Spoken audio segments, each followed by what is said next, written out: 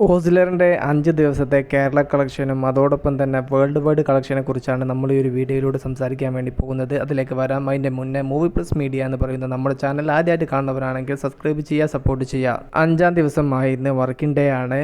രാവിലത്തെ ഷോകൾക്കും അതുപോലെ ഉച്ചക്കത്തെ ഷോക്കൊക്കെ 50% ഒക്യുപ്പൻസിലാണ് കേരള തിയേറ്ററിൽ ഈ ഒരു ചിത്രം ഇന്ന് കളിച്ചത്.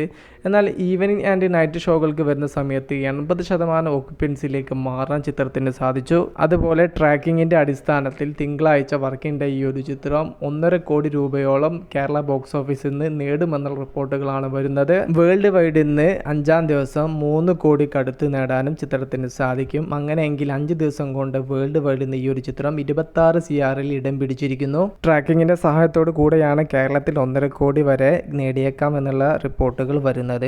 അത് ചിലപ്പോൾ 1.5ക്ക് മുകളിൽ പോയേക്കാം, ചിലപ്പോൾ 1.5ക്ക് താഴെ പോയേക്കാം. അതിൻ്റെ ഫൈനൽ കളക്ഷനും കാര്യങ്ങളെല്ലാം നാളെ രാവിലെ ഒരു 9 മണി ആകുമ്പോൾ അറിയാൻ വേണ്ടി സാധിക്കുകയുള്ളൂ.